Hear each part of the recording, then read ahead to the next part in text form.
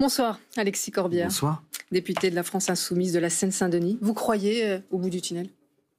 Je le souhaite, mais ce que j'observe surtout, moi qui suis élu Seine-Saint-Denis, c'est qu'actuellement les moyens qui sont mis en place ne permettent pas la vaccination de masse, contrairement à ce que affirme le gouvernement. Par exemple, en Seine-Saint-Denis, il y a 40 communes, il n'y a même pas un centre de vaccination dans toutes les communes de Seine-Saint-Denis. Seulement 25 à ce stade.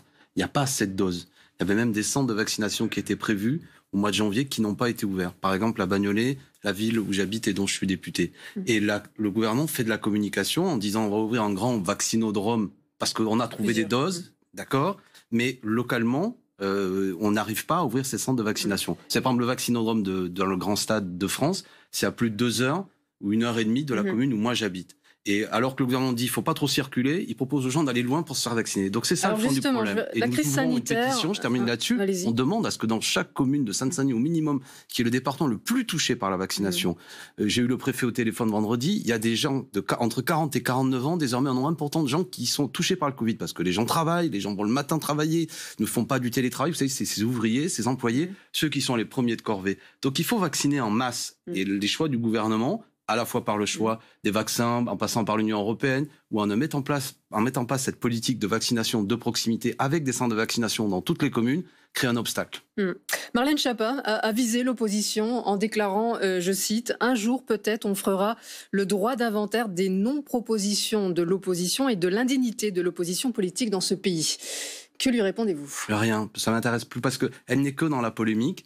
Donc j'espère qu'elle le sait très bien. Nous avons fait 11 propositions de loi. J'espère que Marlène Schiappa, qui est ministre, a suivi ce que nous proposons. Si elle n'écoute même pas ce qu'on dit à l'Assemblée nationale, c'est assez triste. Elle n'est que comme ça, elle, comme d'autres, de la provocation. Si un droit d'inventaire, j'ai peur qu'elle en soit la première victime. Bon, mais je veux dire, le fond du problème, revenons.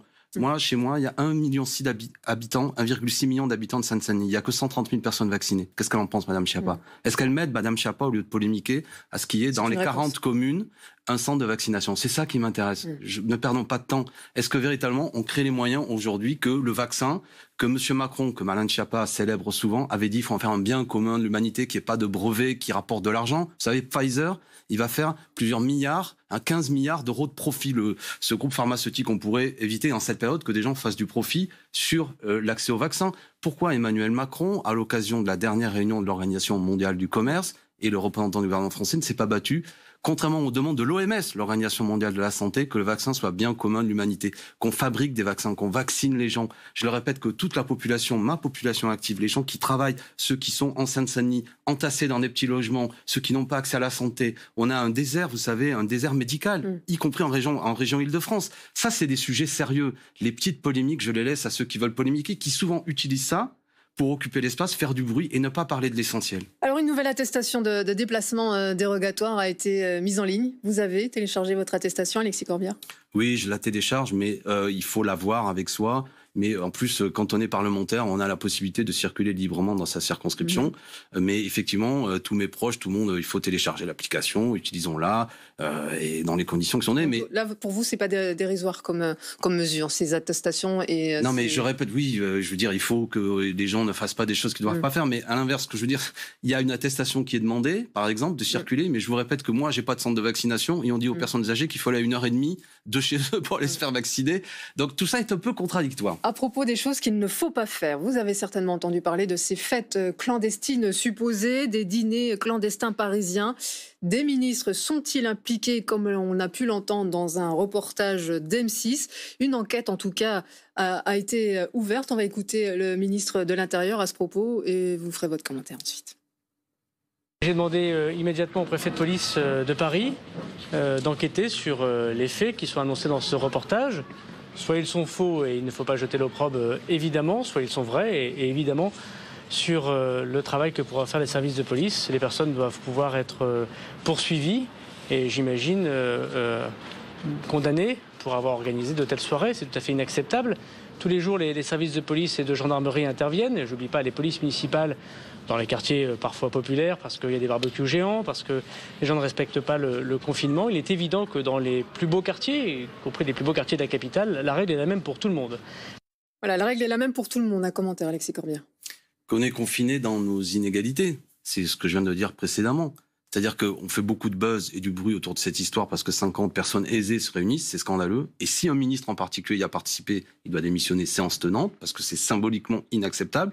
Mais ce qui devrait nous interpeller tous, c'est comment ça se fait aussi, je ne vais pas répéter ce que j'ai dit, mais j'insiste, que toutes les villes de Seine-Saint-Denis, département le plus touché aujourd'hui, n'ont pas leur centre de vaccination, alors qu'à Paris, 15% des gens sont vaccinés, et on n'est que 8% en Seine-Saint-Denis. Ça, c'est le fond du sujet. Que tous ceux qui s'agitent autour de ce thème aient autant de passion pour dire d'abord, là où il y a des gens qui travaillent, vaccinons-les. Mais symboliquement, dans une période où on est tous extrêmement demandés à faire des efforts, il va de soi que ce serait une déflagration politique si c'était le cas. Mais vous savez, j'ai envie de dire, les inégalités sociales, elles apparaissent à vif dans cette histoire. Le gouvernement a dit aux gens qui ont des résidences secondaires, vous pouvez partir ce week-end. Alors que moi, en Seine-Saint-Denis, les gens, ils sont entassés dans leur logement et ils font des barbecues parfois. Il faut pas le faire. Mais je voudrais pas mais monsieur le ministre, quelque part, l'a un peu dit. On verra les actes. C'est qu'on va pénaliser les milieux populaires qui essaient dans des parcs parfois de se retrouver. Et manifestement, pour l'instant, il y a une complaisance. Alors depuis qu'il y a un reportage télé, ça a peut-être changé, sur le fait que ceux qui peuvent payer un repas à 160 €, voire plus, d'après ce que j'ai compris. On va entendre les résultats de l'enquête. On va parler bien sûr politique de la présidentielle 2022. Un candidat commun pour la gauche, c'est ce que souhaite, donc je vous le disais tout à l'heure, Yannick Jadot. Il veut réunir donc les principaux dirigeants de ces partis d'ici 15 jours. S'ils sont d'accord, vous y croyez ? Non, mais il faut se réunir, nous le demandons depuis des mois. Bon, et c'était peut-être parfois moins retenu. Nous, on veut qu'on parle d'abord résister à ce gouvernement. Faisons des actions communes. Nous, on a proposé une réunion le 7 avril pour une action commune contre la loi, notamment, vous savez, de sécurité globale, qui limitait les libertés publiques. Il y a une différence de s'unir contre une loi.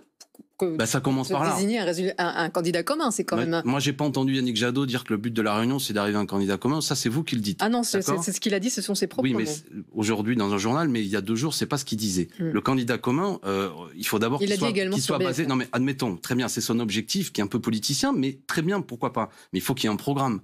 Parce que vous savez, les Français, d'abord, ils vont s'abstenir, là, notamment dans les élections qui viennent, et les milieux populaires s'abstiennent. Ils n'auraient vraiment voté que s'il y a un programme de fond, un programme qui change du point de vue de la répartition de richesse, qu'elle soit plus juste, du point de vue de l'écologie, une écologie populaire, du point de vue de la démocratie, changer ces institutions qui concentrent sur le pouvoir. Ce sont les 3 piliers qu'a cité Yannick Jadot. Je ne crois pas, d'ailleurs, que sur la question, par exemple, de la démocratie, Yannick Jadot soit vraiment favorable à un changement d'institution. Mais si c'est le cas, tant mieux. Pour l'instant, je vais vous dire, il y a un candidat que je connais, qui a un programme, qui a une expérience, et qui est plutôt celui qui, dans les études d'opinion, ça vaut ce que ça vaut, et ça peut changer, et assez bien placé. Il s'appelle Jean-Luc Mélenchon. Mais on ne fait pas une condition de discuter du fait qu'on soit d'accord ou pas avec Jean-Luc Mélenchon, mais d'abord discutons du programme. C'est sur le fond qu'on verra si on est d'accord. Parce que se réunir, si on n'est pas d'accord, ça ne sert à rien. Ça créera de l'abstention.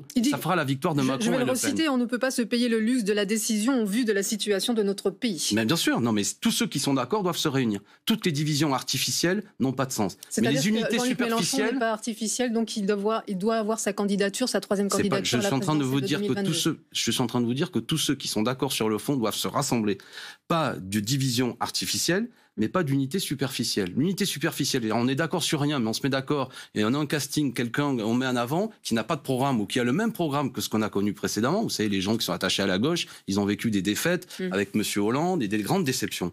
Donc, si vous voulez recréer des mobilisations populaires, le problème, je vais utiliser votre vocabulaire de la gauche, c'est pas qu'elle est divisée, c'est qu'actuellement elle est très faible. Additionnée, elle est à 15 ou 20%. C'est pas moi qui ai dit diviser, c'est Monsieur Jadot. Non, mais quand même. Enfin, je veux dire, l'idée, vous me dites, vous êtes beaucoup sur le thème. Attention, ce que dit Monsieur Jadot, c'est la division. Ce que moi je dis, à travers vous, bien sûr, dans l'échange que nous avons, c'est d'abord la mobilisation populaire. Les gens viendront voter s'ils ont le sentiment que ça va changer vraiment. Les gens n'ont plus confiance, et ils ont bien raison. Il ne faut pas faire confiance aux femmes et aux hommes politiques. La question, c'est qu'est-ce qu'on propose vraiment ? Comment le peuple redevient un acteur ? Comment il contrôle ceux qui sont en responsabilité ? Comment il y a un contrôle sur les élus ? Le droit de révoquer les élus, par exemple, le droit de faire des référendums d'initiative citoyenne, un peuple acteur, pas seulement lors des rendez-vous électoraux, un peuple qui peut contrôler les décisions, etc. S'il n'y a pas de programme, il n'y aura rien. Alors si c'est pour Donc la réponse est non. Il n'y aura pas de... Mais Jean-Luc Mélenchon ne s'effacera pas devant Yannick Jadot. Et qui lui demande de s'effacer à ce stade par ailleurs ? C'était une proposition. Non, Yannick Jadot n'a pas demandé à qui que ce soit de s'effacer. De la même façon que moi, quand je... Ça veut dire qu'il y aura un seul candidat, candidat commun. Nous irons discuter et nous serons présents à la réunion que vous évoquez. Mais nous n'y allons pas en disant Yannick Jadot, tu dois t'effacer. Nous n'y allons pas en disant Madame Hidalgo, tu dois t'effacer. Ce sera absurde de faire comme ça. Qui veut discuter comme ça ? Et pour quelle raison ? Je répète, celui qui a le plus d'expérience, qui a le programme, qui est le plus connu. Je prends même les études d'opinion parce que ça obsède toute une série de gens. Qui est en tête de tous, pourquoi il devrait s'effacer ? Pour perdre ? Les gens veulent perdre ou vous voulez le gagner ? Si on veut gagner vraiment, il vaut mieux se rassembler d'abord sur un programme et voir qui incarne le mieux ce programme. Donc ce serait absurde et d'un sectarisme total que des gens disent on va faire une réunion qui n'est qu'un piège pour dire à celui qui est en tête, celui qui est le plus connu, celui qui a le programme, qui a le plus fort rayonnement dans les milieux populaires, faudrait pas que ce soit lui. Ce serait dingue. Donc j'imagine que M. Jadot n'est pas dans cette manœuvre. Mais vous admettez avec moi qu'à l'heure actuelle, vous évoquez des noms, et je vais reparler de M. Jadot, et son initiative n'est pas là, est plutôt bienvenue. Il n'a pas de programme, il n'est même pas soutenu par son parti à ce stade. On en est là. Mais nous irons, et nous sommes pour nous rassembler, pour créer cette dynamique, parce que Macron-Le Pen, ça n'aura pas lieu, vous verrez. Merci Alexis Corbière, député de la France Insoumise de la Seine-Saint-Denis. Merci d'avoir été l'invité politique du 23h.